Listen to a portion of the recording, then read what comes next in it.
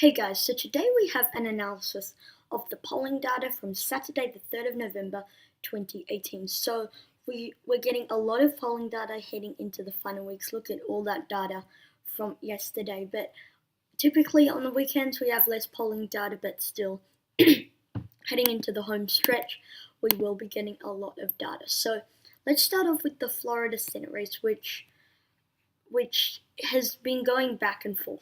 In the beginning, Bill Nelson held a consistent edge over Governor Rick Scott, and then Rick Scott took the lead in the summer months. But then, just lately, in late September, Bill Nelson took the lead. Then it got really close. Bill Nelson took the lead again, and now it seems to be very close again. St. Pete polls show Scott leading by one with very little undecided voters. This race could go either way, but considering that most of the polls we've had beforehand does show Bill Nelson leading, I would give the slight tilt over towards Bill Nelson, the incumbent Democrat holding on to his seat in the state of Florida. In addition, if we look at the 538 forecast in Florida, they give Democrat Bill Nelson a 2 in 3 chance and Republican Rick Scott a 1 in 3 chance. So could go either way, but give the slight tilt over towards the Democrat in the race. In Nevada, again, a lot of conflicting data. Dean Heller was consistently leading, but then Jackie Rosen took the lead in the last two polls. Now Heller is back in the lead. However, one thing to note is this is done by Trafalgar Group. It has an R by its name. That means it's done in the favor of the Republicans, which means that they could be calling in areas the Republicans do well in. They could only be calling certain voters that they know will probably vote for Dean Heller. So I would probably trust this poll less than the CNN and especially less than the Gravis poll that were done in the state of Nevada. So interesting things there. I'm still going to keep it. I'm actually going to move it into the Tilt Democratic column. I thought I had it in the Democratic column already, but it doesn't seem like that went through properly. Now, in the state of Missouri, this is just like, look at this, seriously, a tie and a tie. It has been going back and forth the whole way. Most polls now are tied polls. Now, right now I have Missouri in the slight favor towards Democrat Claire McCaskill, and that's probably mostly because of the 538 forecast, which gives Claire McCaskill, the Democrat, there an edge. In addition, there has been a few polls that have come out by polling firms that don't publish on Real Clear Politics, such as Remington Research Group, Harris Interactive, and they all pretty much show the Democrat ahead with a weighted average of plus 1.4 for the Democrats. And because of that, I'm putting it in the Tilt Democratic column. In addition, the how do you call it? How do you call this? I keep forgetting the fundamentals.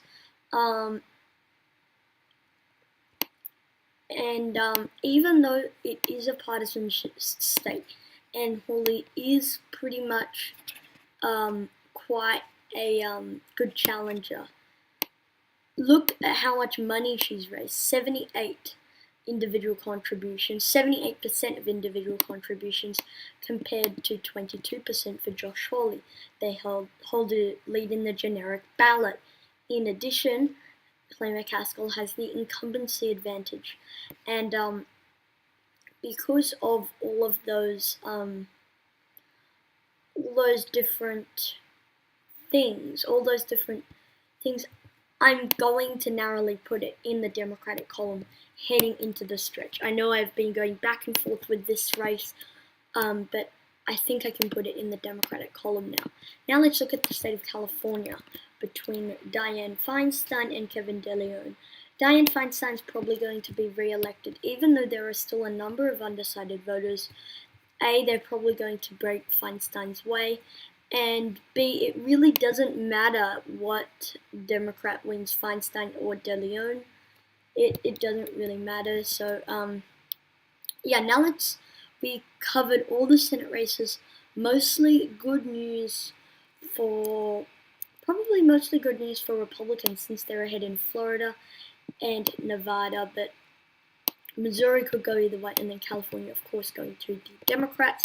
Now let's go over the governor's races. So in the Florida governor race, the same poll that shows Scott leading by 1 also shows the Democrat Andrew Gillum leading by 2 points, and that's something to note.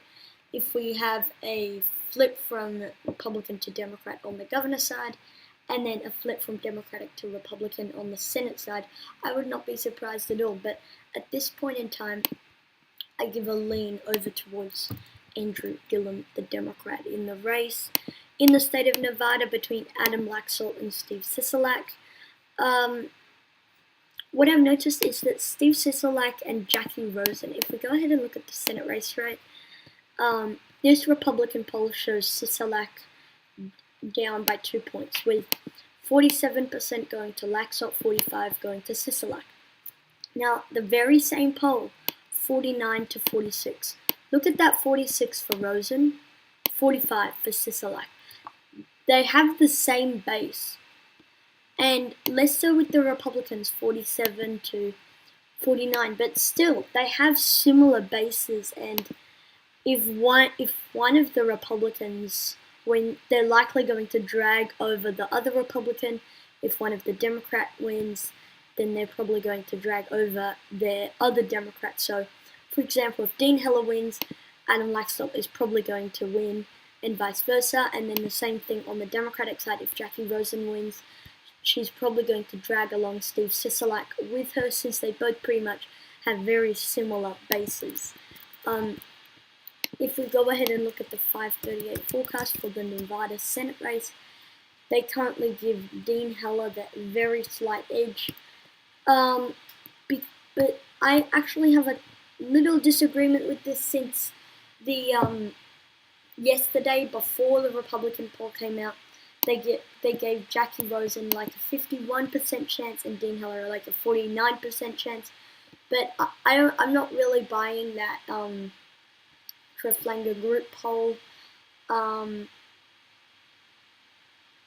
So that's why I kind of feel that it could go either way, but I still would give the tiniest edge over to Rosen in that race, but that really could go either way.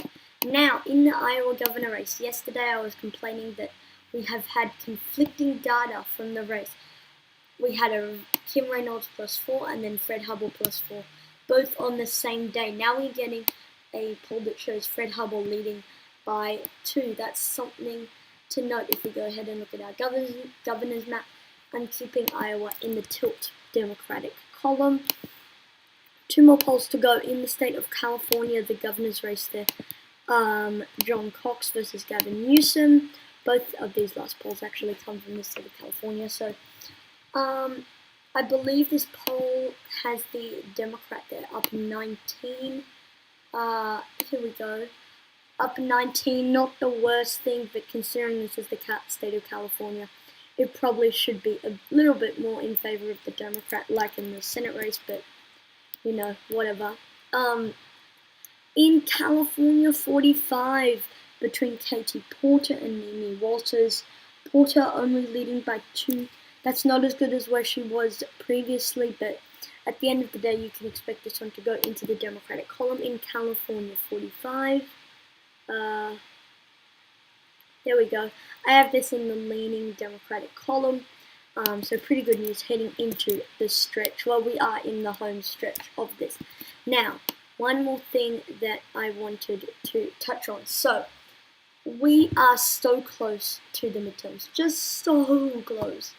So close. So, if you want to know what videos are coming up and when they'll be published, you can go and see a video called, I think it's called, these are the videos I'll be publishing until the midterms.